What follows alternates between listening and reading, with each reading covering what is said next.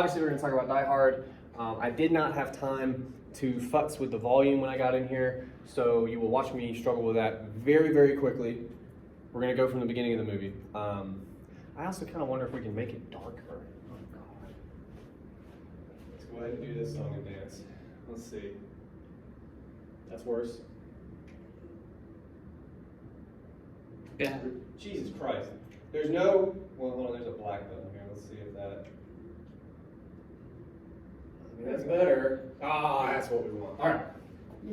Anyway, we're going to talk about Die Hard. Hopefully, you had a chance to watch it. I know it was probably a hardship to sit down and watch a movie.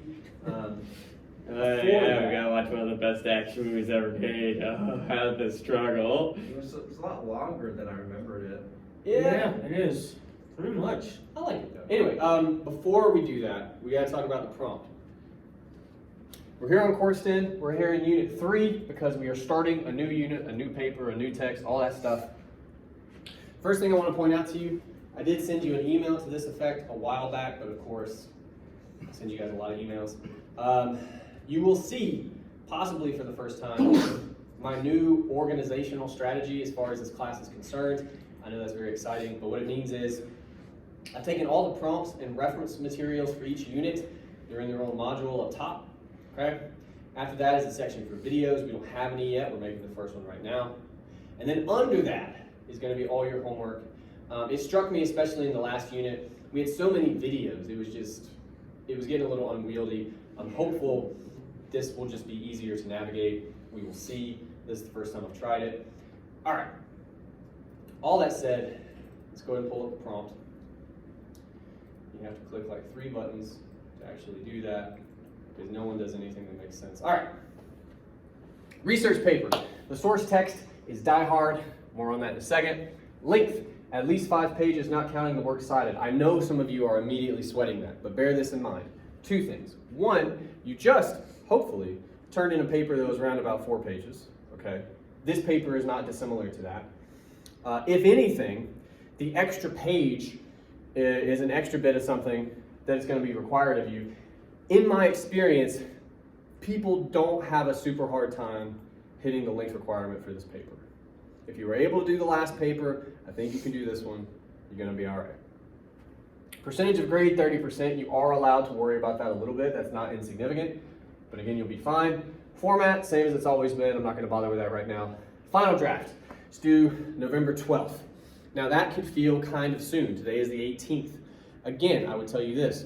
Number 1, our last paper, part of the reason we had so long to do it is I had to give you guys an inordinate amount of time to read the novel.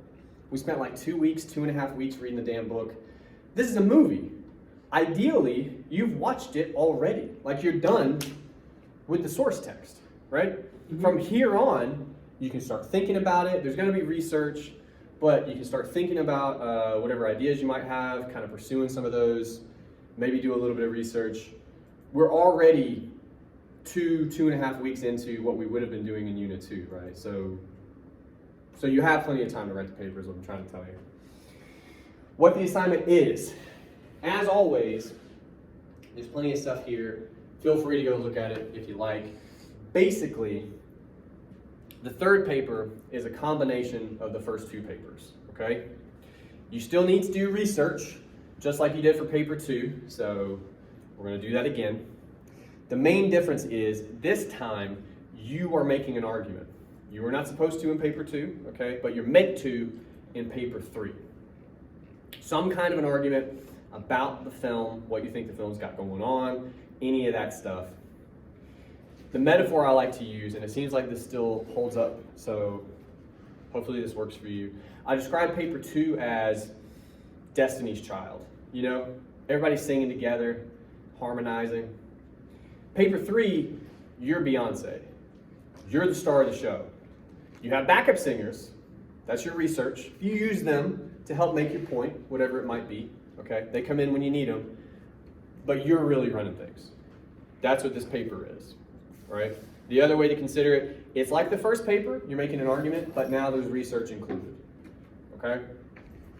Hopefully, through all of that yammering, some of that made sense to you.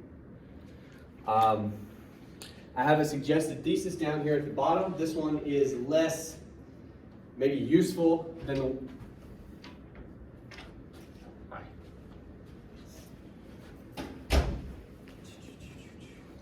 Good to see you, by the way. All right. But I just want to go over here to help make sense of it to you.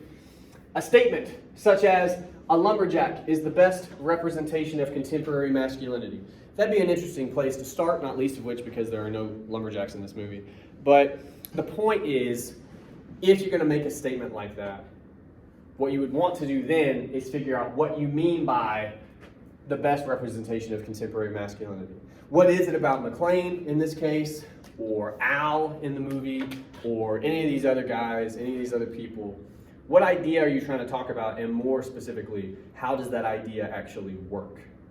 That's what we're after. If you can do any of that, you're going to be headed in a good direction. At this stage, are there any questions about the prompt or the paper? Yes? Maybe, so are we also gonna have like the same prompts with like are we gonna talk about like masculinity and stuff like that like we did with the book? It'll come up for sure. Okay. It'll be a little bit different, but we'll get there when we get there. There will also be research that'll be super similar in some respects. That's probably where the similarities end here. Other questions? Sweet. All right, because we have no time. So my plan for today, we are going to watch several scenes. If all goes according to plan, we might get around about 10 minutes into the movie. I'm going to keep stopping every couple minutes at every couple scenes. What I want you to do, again, this is the whole point to today. To the best of your ability, I want you to try to find significant details. The same way we talked about Fairchild and Vonnegut, you can do that with a movie, all right? Here's what I mean. So somebody might say something that's interesting or significant. Obviously, you want to take note of that. But the difference in a movie is that it's a visual medium. So you might see like the way something is shot, or you might notice an interesting visual detail. The music sometimes can be purposeful. Anything at all that you notice, I want you to take note of. We're going to try to talk about it. The whole point to today is, again, to the best of our ability, I want you to see the kind of inventory you can start to build in a text like this. And it's going to be just like we did with Fairchild, just like we did with Vonnegut. The example I like to give you, I just like to remind you guys of this, mostly because it makes you uncomfortable and that makes me happy. The very first day we talk about Vonnegut, I always point out to you the God's penis paragraph, right? And the reason we do that is because all of you, in my experience, tend to just go right past it. You don't even see it when you read the book, right? There's not a lot of divine genitalia in this movie, okay? But there's stuff like that throughout the film that if you ever, especially if you just watch a scene on its own, you'll be surprised at what you notice. And this is how you start to make arguments about it, all right? So we're gonna watch the first scene. I do know this. I know that the airplane is obnoxiously loud, and I apologize for that. I'm hoping the volume is good outside of the airplane. There's not much we can do about that. Airplanes are loud, by the way. I don't know if you're aware. We're going to start right from the very start of the film. We're going to get introduced to McClane. All I want you to do today, every scene we look at, what do you notice? Things people say, things on screen, interesting details, anything at all, because we're going to talk about it. All right, let's see how we do. Okay. I kind of interrupted the end of the scene. I was trying to make sure I paused it. Anything at all you guys notice? There's a lot actually in that very first scene. Anything stand out to you? One of the things is like have Merry Christmas and you just look around and you're just like, no, it's not. It doesn't look like Christmas at all. We get a lot of Christmas stuff in the movie. Oh yeah. Yeah, and even like we got like bells here. And we got the Christmas music already starting up too. Yeah. It really doesn't really look like any season. No, it doesn't, which is interesting. And we can't talk about that much today because we're not going to get deep enough into the movie. But if you ever bother looking into Die Hard, much at all, especially on the internet, you're going to find people who feel very strongly that it either is a Christmas movie or is not a Christmas movie. It is a Christmas movie. It is, but there's a good reason for that. But again, we can't have that conversation today, probably. Got on an airplane, something we only get away with in the 90s. Yeah, well, Oh, yeah. even then, you really can't, judging by that guy's reaction, right? He sees it, and he is obviously uncomfortable, we would say. The look on his face, he's like, oh, that's not supposed to be here. But then, of course, what's McClane's response? He's a cop. So I guess he's allowed. I guess that's something that's allowed. I don't know. I would assume, at least in 1988, I would assume it's a thing. That's a weird thing for them to make up. But yeah, he says that supposedly to put the guy at ease, like, no, this is okay, type of thing. Cool.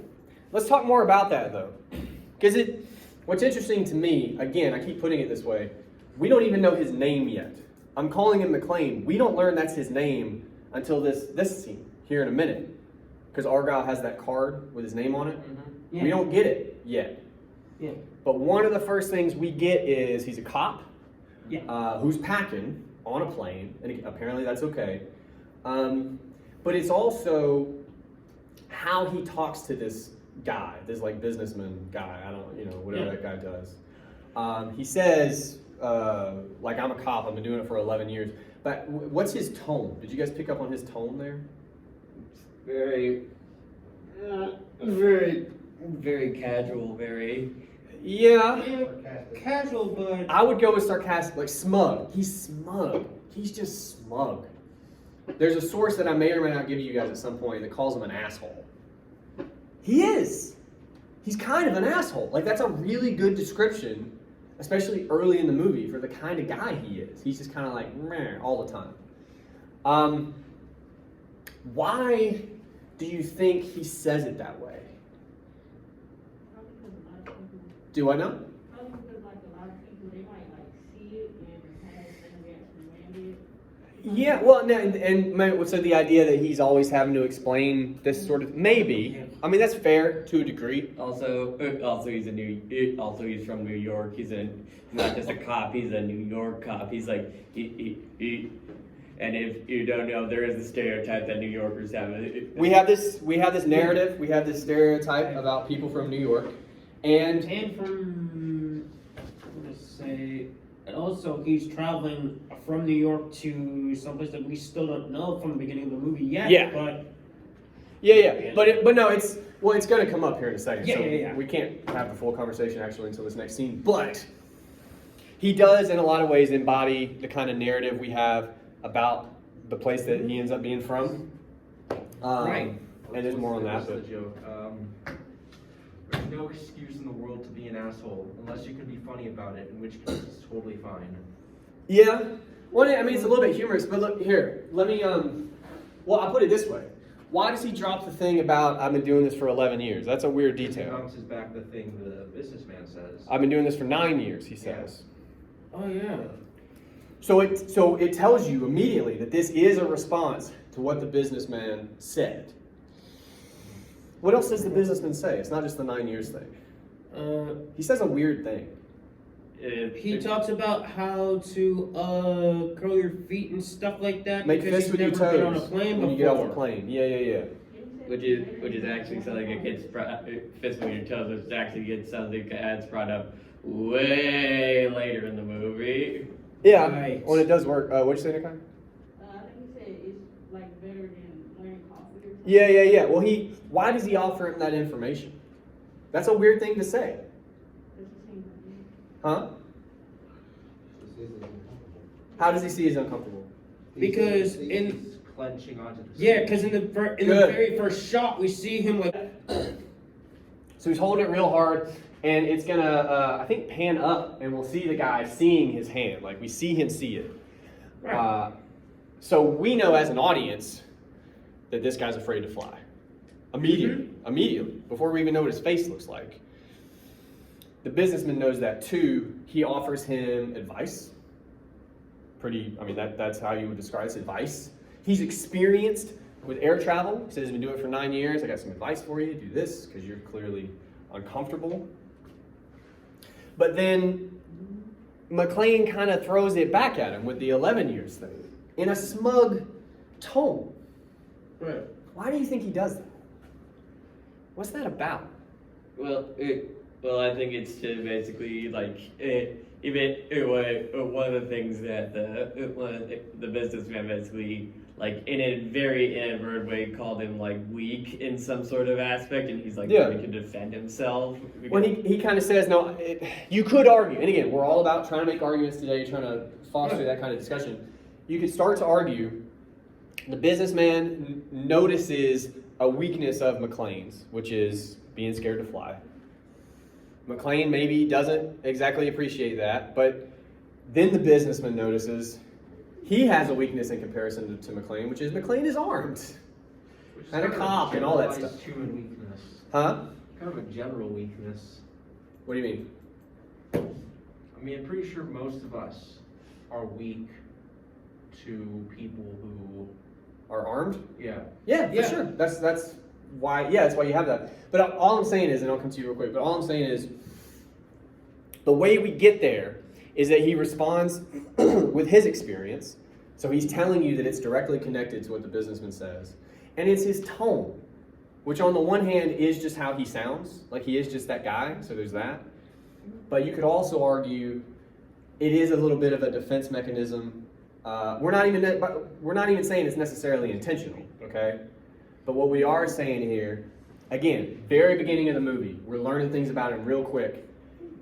He feels the need to defend himself a little bit Yeah. against this guy perceiving his weakness, like noticing it. That's interesting. Yeah. What do you have to say, Nicholas? I was gonna, well, I don't know, I feel like it was a dumb question, but were metal detectors there back then in like the when did this movie come out? 88. I don't know. Mm-hmm. But again, it's allowed, like, because he's a cop. Oh, okay, because I was going to ask, like, if that were to be the case, then... Marshals carry. Air marshals can, yeah. So- And that's a thing today, but I don't. Police can carry it as well. Okay. Air marshals and police, any type of military service person can carry Okay. if allowed. Yeah. And again, well, and That's been the case since probably the 70s. yeah, well, if anything, like, rules have gotten more stringent since this. But the way they pose it in the film is like he's allowed to do it. Right. What else do you notice, by the way? We haven't even talked about this. What else do you notice before we even see his face? Oh, yeah. He's married. That's the ring. He's married. It never comes up in the scene. No one ever says anything about it. The way we get introduced to this character, he's afraid to fly and he's married. That feels purposeful to me, right? They want us to know as an audience immediately.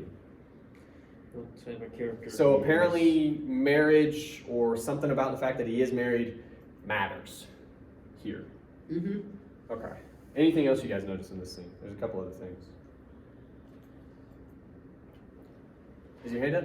Yeah. Okay. So like, since we see that he's married, I noticed Yeah. that like when the flight attendant walked past him, he was giving her a stare pretty much. Let's talk about that. Let me try to get there. Oh, yeah. All right.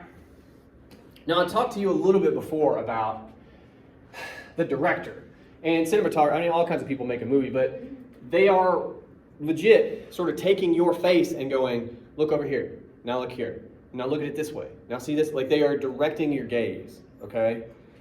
They want you to see this interaction this way. I'm just kind of putting that in front of you. But to your point, what's going on here, real quick? Like just literally what's happening? They're like staring at each other. They are. Kind of awkward. Like flirtation. Somebody's getting checked out, right? Mm-hmm. Who's doing the checking out? Yeah, it seems very much like a mutual checkout. It's hard to say for one of them. Why? Because the camera, because we don't get to see his eyes. The We see the back of his head. Yeah. All we know, and again, there's a point to this. She's checking him out. That's interesting. What have we learned about him in this scene? Again, before we even learn his name. He's married, he's afraid to fly, he's packing, because he is a cop, it's allowed, he's experienced with that stuff. And apparently, he's attractive to women. women find him attractive. That's an interesting little list we got going about what kind of guy this guy is. Oh, and one more thing we learned about him. What's the deal with the bear? What does that tell us? He has a kid. He's probably a dad. If he wasn't married, then you're like, maybe, you know. But the fact that he's married, I think, helps kind of pushes you into the neighborhood of that bear's for his kids somewhere, somehow. Yeah. Yeah. But he's a dad that women want. And we, people making the movie, want you to know that. Yeah. More on that later, but that's our inventory we built about this guy. I'm going to let it play from the end of this. I do want to show, I'm going to try to pause it for one more thing. He kind of double takes there, which I appreciate. He's like, did that really just happen?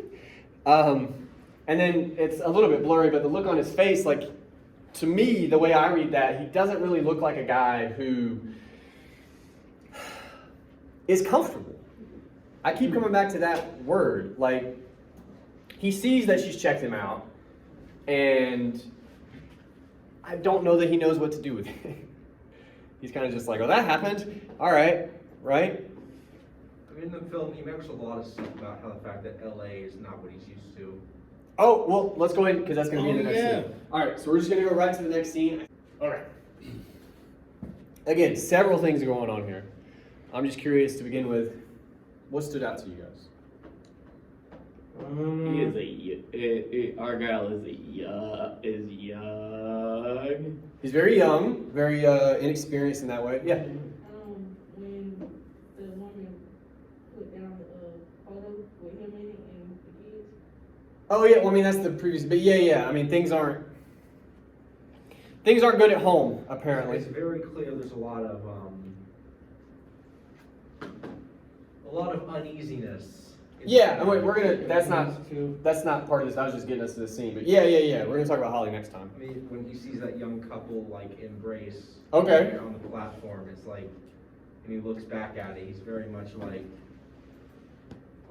I mean, he looks at it. I think he was more. He does a double take at it. Yeah. Yeah. What you got back there? I think he was just more at her outfit, like what she was wearing. At her outfit? She was worried about her fashion? No, not. But then, you know, afterwards. Well, no, hold on. We got to slow down. LA, We got to slow down. We got to talk about details. What is he looking at? She was wearing leggings, I think. Do what? I think she was wearing leggings and maybe a crop top. Yeah. And And he's like, that's not in season? Is that where his head's at? he said That's a good LA, I point. think. He says California. We're going to talk about, all right. So he says California in like a derisive tone. We can talk about that in a second, but I want to talk about how we get there first. What's he looking at? The girl. What about her? Oh my God. Rick. What's he looking at? Her look. Thank you. If you gave him all the money in the world and it's like, just draw her face for me, he wouldn't get a dime. He's looking down. Again, I don't have the script in front of me. I don't know how much that was directed, but it feels purposeful. He is now checking her out, specifically probably her butt. So her body, he is objectifying her a little bit sexually, right? And this is immediately after he got checked out by the flight attendant. Yeah? So not only is he sexually viable, but we see in this scene, he's sexually capable in some way, right? He can appreciate that sort of thing, and he very much does. But then she walks past, and then what happens? We're building to California. We're going to talk about that. But what happens? He follows her to what? Her boyfriend. Boyfriend. Why do you assume it's her? It could be her brother, right? Like, why do you think? Well, like she jumped on him and like they weren't kissing, but the way she was hugging him was. How is she hugging him? Let's talk again. We got to think about details. She jumps on him and she will spreads her legs for one thing, which is kind of a It's suggestive. yeah. Yeah. She hugs him in a, you could argue, sexually suggestive way. She does. And again, the only reason we're going through all those details is McClane takes all of those things, turns, and then says, derisively, California, right? That's how he says it. Why the hell is that what comes out of his mouth? Yeah. Because he probably thinks that's what Californians look like and that's how they are. Why does he think that, do you guys think? Because with his tone, he's like, California. Listen, you aren't gonna see someone dressed like that in New York. Okay, Yeah. why not? Cause it's December. So there's that. I mean, climate's a thing, but I also weirdly I think climate kind of functions as a part of what we're talking about. Mm. Why does he say California? Why doesn't he just? I mean, he could say anything there. Probably where he's at. That's where he's. Yeah, but what's it got to do with the place? He sees that. He could say any, or he could say nothing. Like, why does the fact that he's in California leap to his mind? You know what I'm saying? I'll put it to you this way. We were just a couple minutes ago talking about New York. We have certain assumptions, we have certain narrative about both the place and the people from it. Right. I think we have a similar thing going on with California. For instance, we've talked about this before. The idea of California came Right. up in Fairchild. Does anyone happen to remember where that was? We actually didn't get to talk about it in class, which is a bummer. So unless you watched the video, you may not have. But surely you would remember two gentlemen we met way back when in Fairchild from California. Isn't it The two exhibitionists. Good. Two guys from California show up, work for like, it sounds like half a day or something in the machine shop, and then they just decide, oh, we're just gonna get naked in front of everybody. It's gonna be awesome. They almost die, and they leave. They go back to California, the poem tells us. Repeatedly tells us they're from California. And Uncle Ross is from California, the guy that likes to tap dance, if you remember. California represents something. What's the narrative? What's the story about California? It's a place that allows a lot more personal freedom. Yeah, it always comes back to that word, right? Freedom. So free. You're a lot less likely to frickin' get murdered by someone just because you do something that's out of line. People just take off their clothes there, or people monkey hug each other in the airport terminal, you know, suggestively. Yeah, that's what McLean is tapping into here. He's tapping into that narrative we have about that place and about the people from it. We got ones about the South too. I'm sure you're familiar with most of those, right? Right. Sure. Yeah. It's the same kind of thing. But again, what's important here is McLean does in many ways embody the story we have about New York City, okay? He does.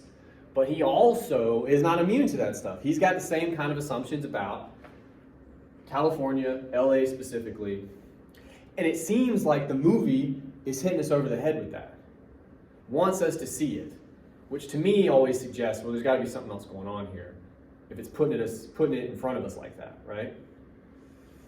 So there's that. Other things you guys noticed. The only other thing in the scene I can think of, he talks to Argyle a little bit here. Does anything stand out to you guys about their exchange? They only have a short conversation here, but None of them really know what to do. yeah. It's quite awkward and Yeah. Very awkward, yeah. Argyle says, "It's my first time driving a limo."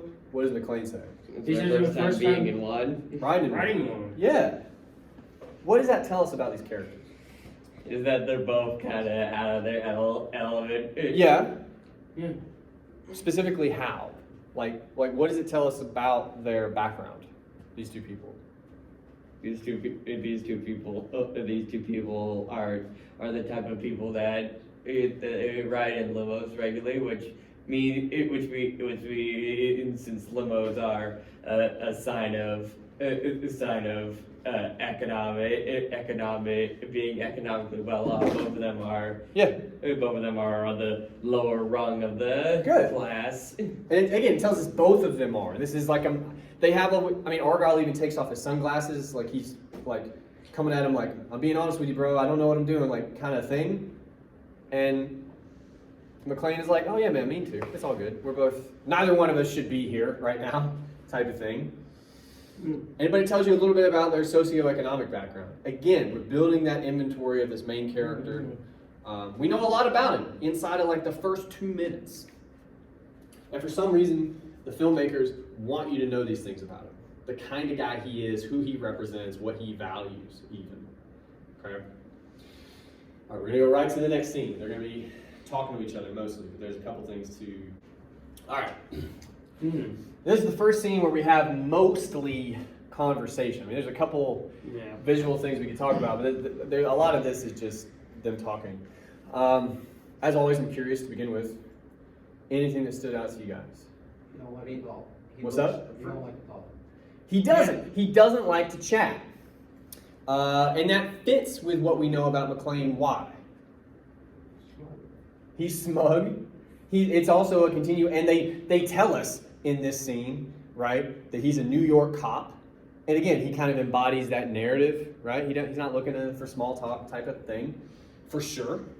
There's that. Argyle gets it out of him, though. How does he do that? Because that's interesting. He gets him talking. He stays super casual. Yeah, super And non-confrontational, he's non-aggressive. very persistent. He is. He tries to make the conversation interesting and fun. Yeah, I mean, Argyle's a fun character. Yeah. He's likable, which helps. But, like, in the very first scene, McClane won't talk to the businessman, even though he's just trying to help him out. It really just seemed like trying to help a dude out who feels like he's struggling. All McClane says is okay in that first exchange that they have. So that's on brand for, I don't want to talk, dog. That's not what I'm here for, right? Argyle says something, I think you could argue, that kind of unlocks McClane a little bit here. Hang on. Move back a little bit. He starts talking right there, right? Yeah. How's Argyle do that? He won't talk to him. He keeps giving him like really clipped responses. Making a joke. He makes him laugh. Yeah. Do anybody pick up on how he does it? What does he say? She beats you up. She beat you up? Why is that funny? Because he's a cop. New He's York like, cop. My wife's not beating me up, right? Ha ha ha. Two things. One, push on that a little bit more. Why is that funny? It sucks when you dismantle a joke, but that's what we're going to do here. Why is that funny to McClane? It's not just that he's a cop. Why else?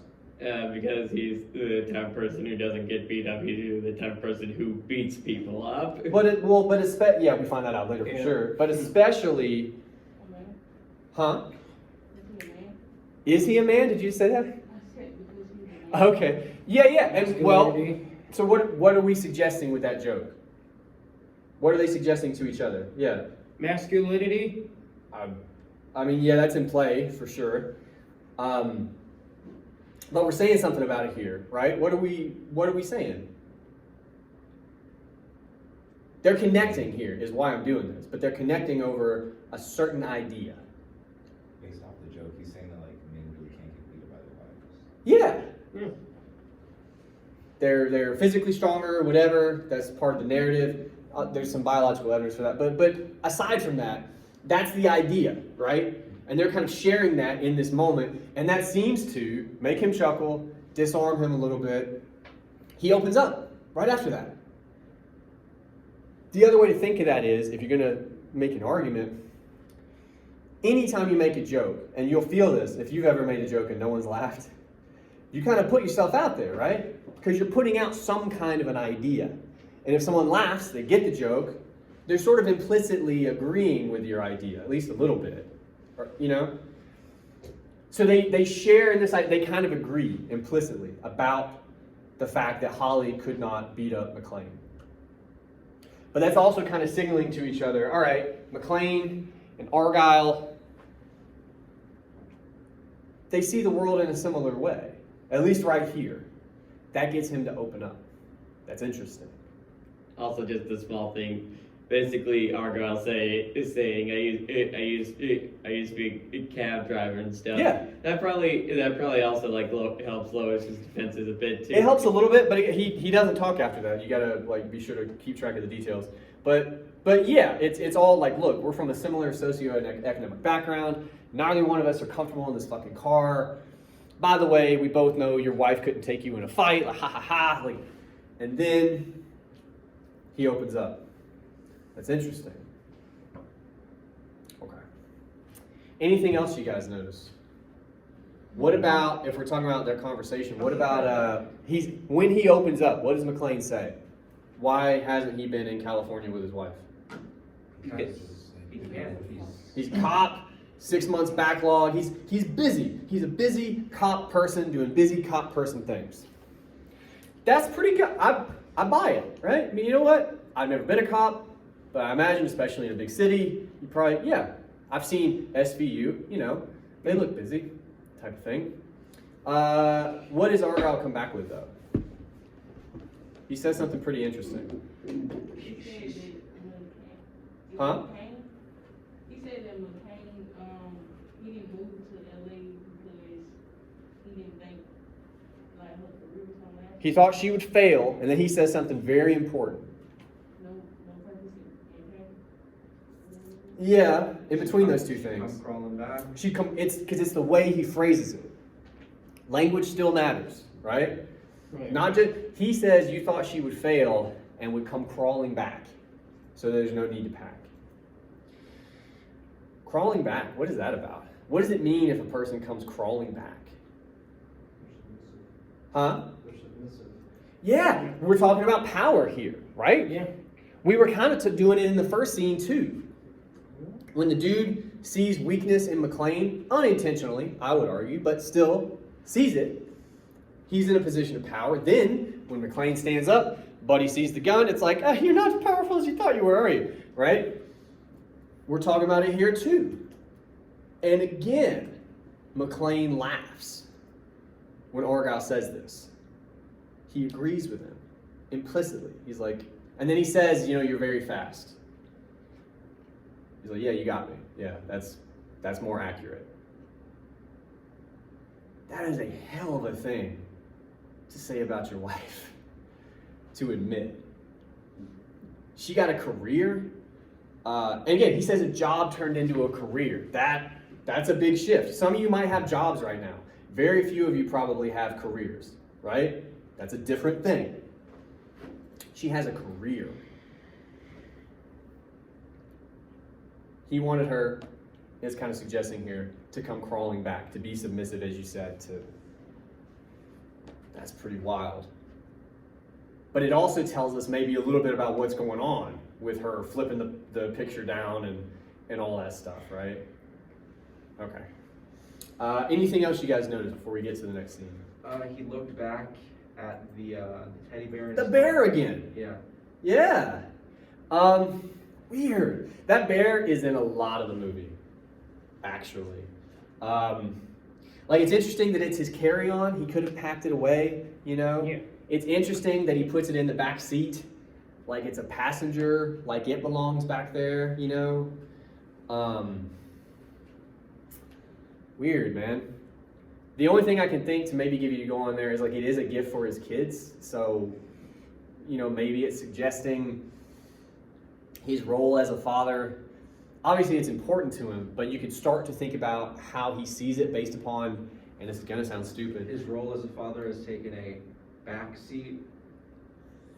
No, that's way too cute. No, what I was going to say is Yeah, you're how he views it. And what I mean by that is he's treating the bear in a particular way. So you could argue it's like a bit of a stand-in for his role as a father or what have you. But okay. Let's go to the next scene. All right, real quick. Two things. Number one, I have no clocks because I'm filming in what time is it? It is 11:50. We get out at 12:15? Mm-hmm. Sweet, okay. I knew you guys would know that one. We're gonna talk about the rest of the scene, obviously, but this is a weird moment. Like, it's really long. I mean, it's probably like 10 or 15 seconds, but in terms of what's happening, like, I'll just ask. Does anything stand out to you as odd in the 60 seconds we just watched?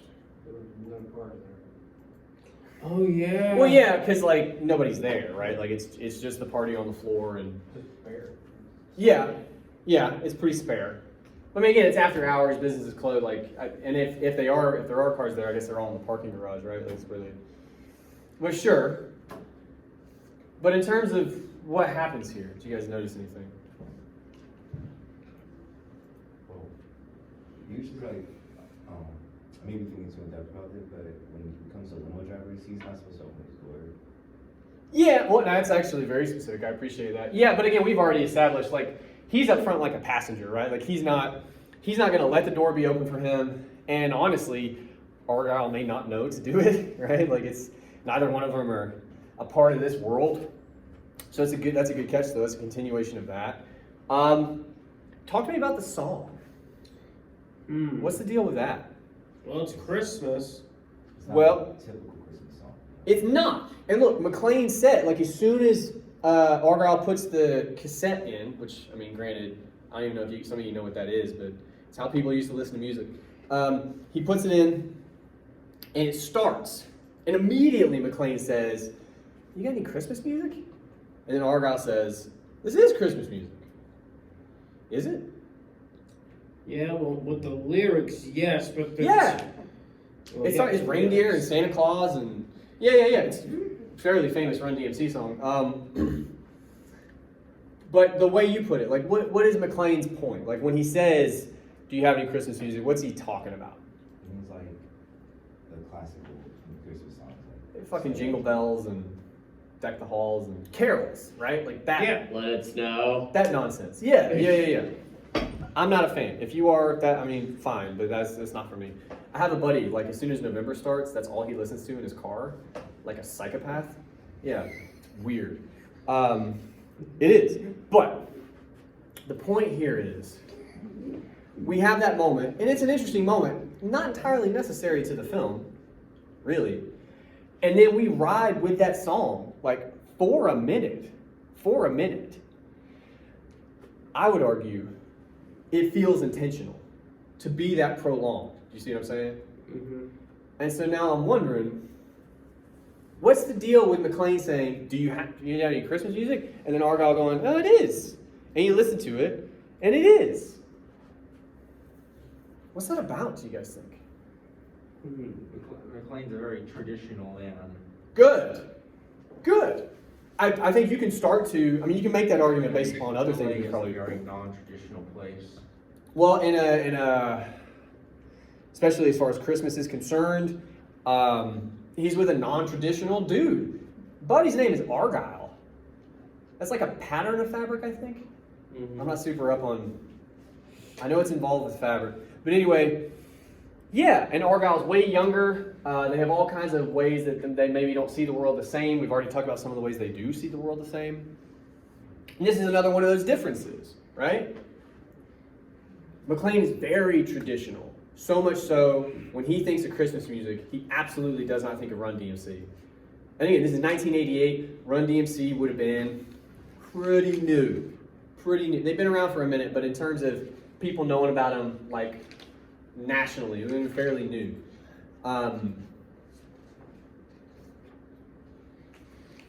All I'm going to say, we'll talk about this more next time, because we'll have talked more about the film.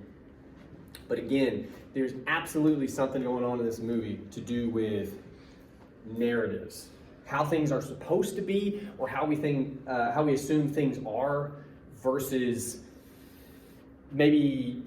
I hesitate to say how they really are, because this is still an 80s action movie, right? There's insane things happen, but we're trying to poke holes in a lot of those narratives, I guess I would say, in this movie. Okay, and I think we're absolutely doing that in this moment, because the director, again, is forcing you as an audience to go, "Is this Christmas music?" And he like makes you listen to it for a minute, right? And if you do pay attention, you're like, "Okay, well, no, it is." But it's not traditional. It's not what McLean thinks of when he thinks of that traditional Christmas music, that traditional Christmas narrative. You see what I'm saying? I think the film tries to do that too.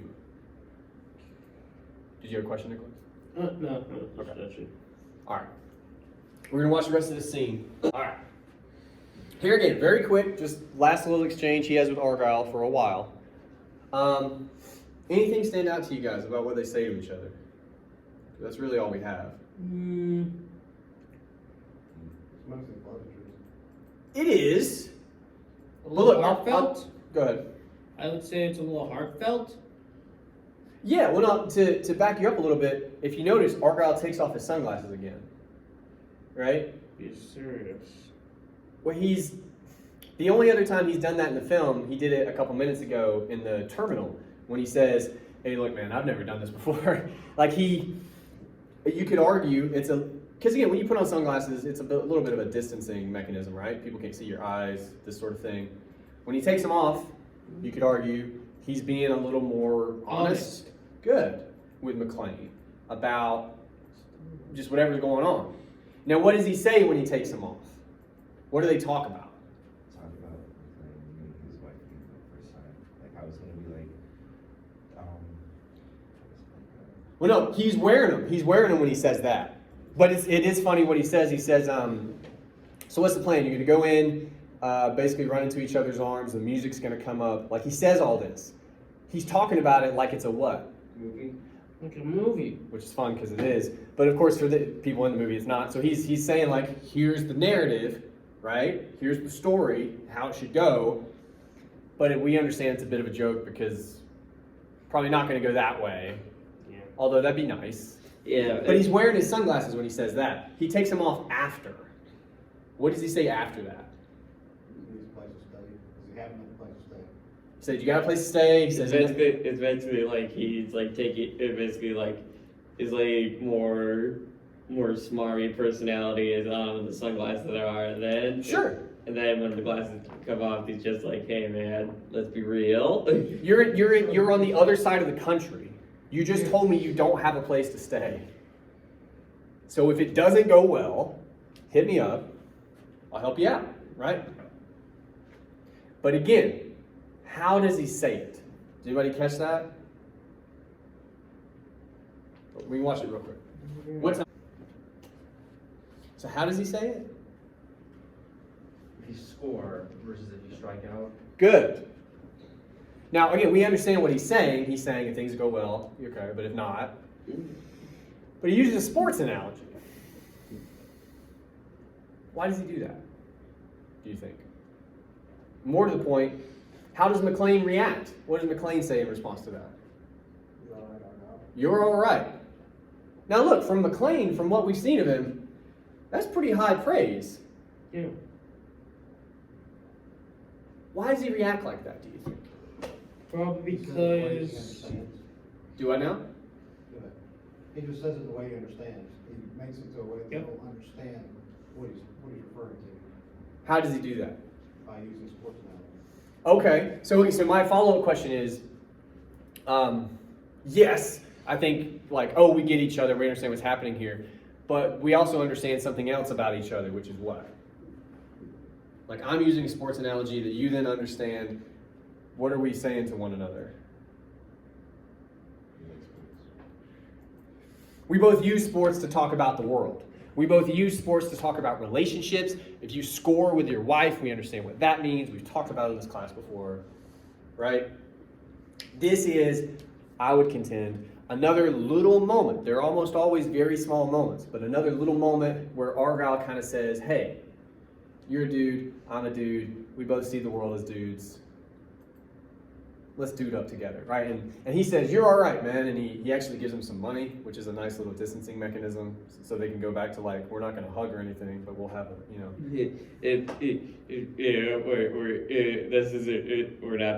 We're not being all sentimental. So this Good. is just a business exchange. But right before that, he says, you're all right. And I think that's sincere.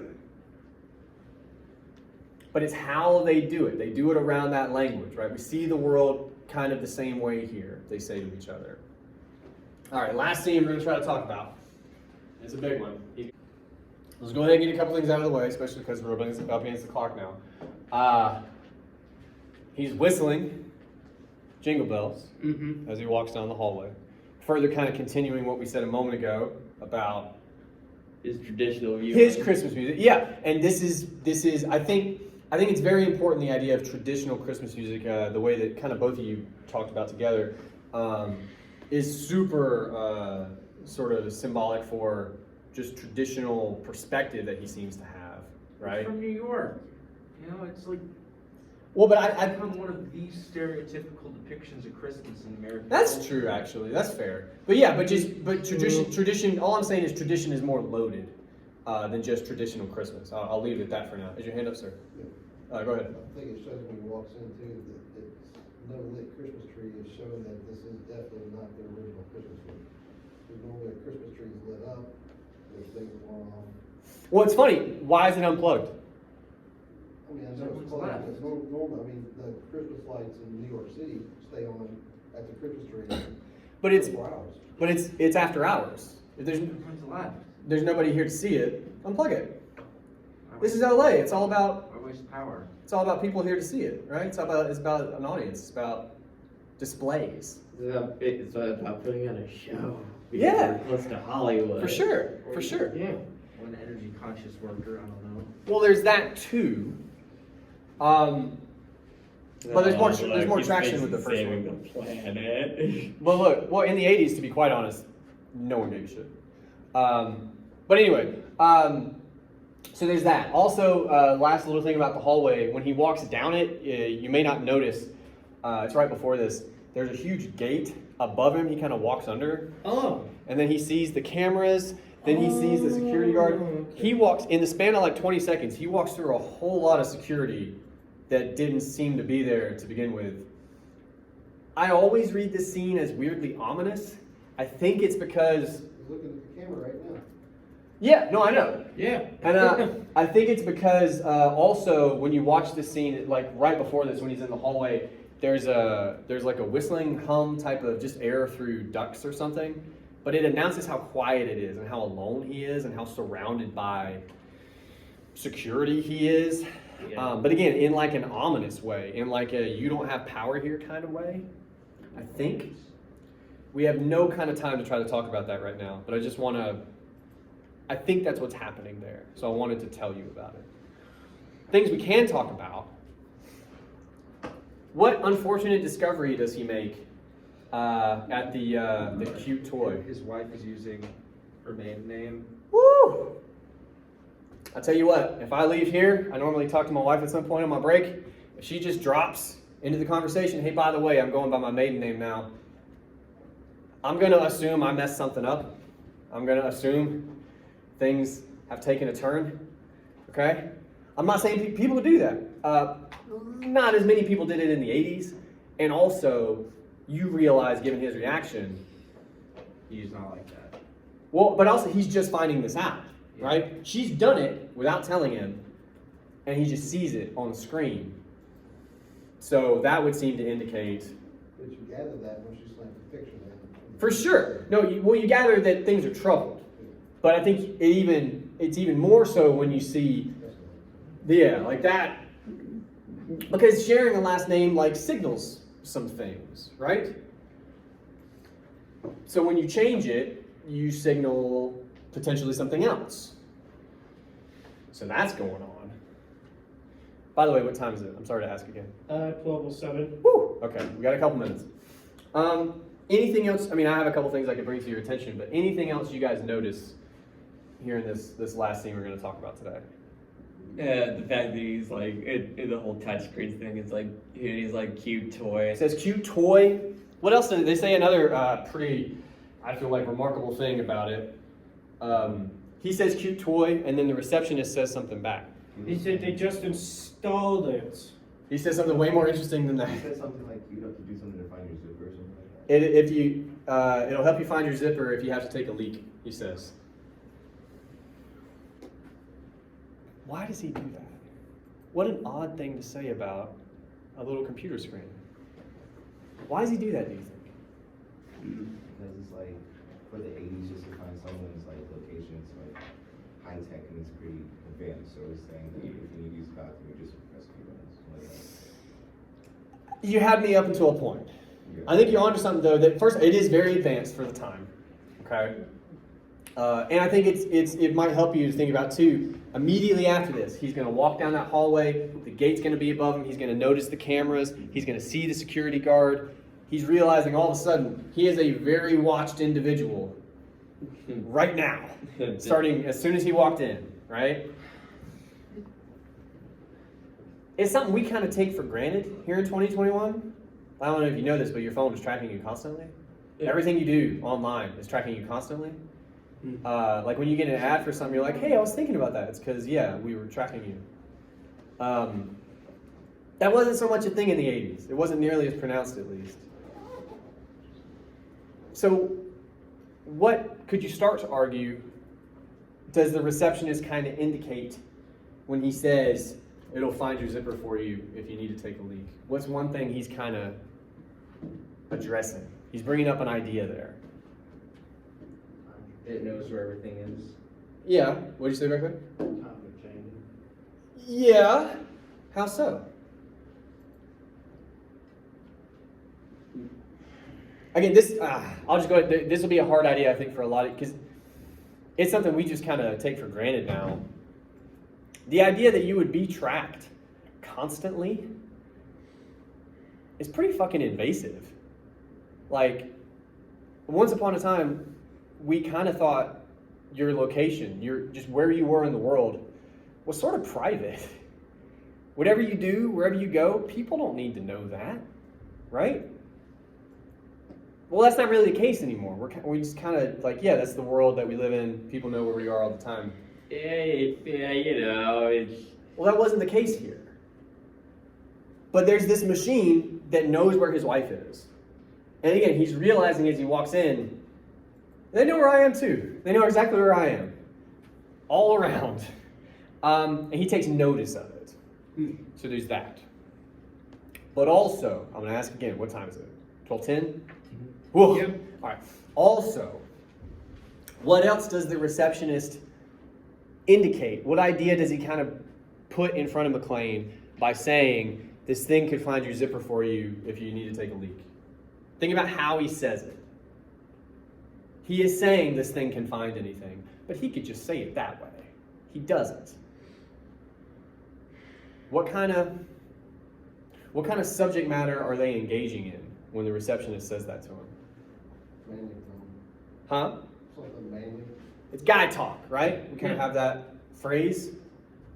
We'll start there. Why is it guy talk, specifically? Two guys. Yes. But what about what he says makes it guy talk? That's what taking a piss. Good. He's mechanically describing urination. And why is that inherently a male thing to do? I didn't think we'd get here today, but damn it, we're there. Why is this a male thing to do? Mechanically describe urination. There's no woman talks about. Do what? I said because no woman talks about how they have to eat. They don't. And well, again, now we're talking about narratives. Now we're talking about stereotypes, right? So we're doing it again in this movie. We're almost done, guys. We're fucking out of time, but why are they doing it here? The receptionist does it. He's obviously trying to make a joke, kind of like Argyle was, right? McClane sort of smirks, so why does he make that joke? Why is that a specifically male thing to joke about? What does it involve? Huh? Yeah. Man, we are right back to the first day of Vonnegut here, fellas. Oh, no. What does it involve? Masculinity. Of a kind? It involves using your penis. There you go. Come on, guys. Come on, guys. You're all thinking it just. Well, You just don't want it. You just don't want to admit it because it kind of makes you. that's what the judgy. receptionist is saying to him. Hey, man, we both have penises. Ha ha ha. This thing follows you. Hello, It fellow basically dick makes my hammer. job unnecessary. So I don't feel great about that. Anyway, penis joke. Nice to see you. On your way. Yeah. He's trying to do the same kind of thing Argyle did. That's what he's trying to do here. I see the world this way as a man. You must do the same thing. So we're going to share that. So that's going on too. all while McClane is finding out that his wife doesn't go by McClane anymore. So next time, we're going to talk way more about Holly. We spent today with McClane. He is the main character. But also, just I want you to see the opening of the film and understand there's a whole lot of stuff you can dig into, okay? In any of these scenes, not just the ones we watched. But we will focus more on Holly next time because she's pretty important. For next time, let me get the lights a little bit. For next time, you do have a discussion board post due with some responses. Again, that's my way of saying just dig into a scene, you know, kind of like we did today.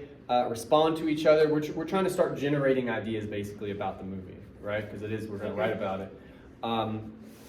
I would recommend, this is not a requirement, but I would recommend, especially after today, if there's one or two scenes you end up thinking about at some point in the next 24, 48 hours, go back and watch. You don't have to watch the whole movie. Go back and watch a scene or two. Now, with what we've talked about today, with the kind of approach we took today, you might be surprised with what you notice. And from there, you can start asking questions like, well, why is it shot this way? Or why does this guy say it like this? These sorts of things. That is going to be, in my opinion, the best way to actually start thinking about the paper, right? So discussion board due next time. We're going to talk more about Die Hard next time. And that's it. Thank you guys. I'll see you later.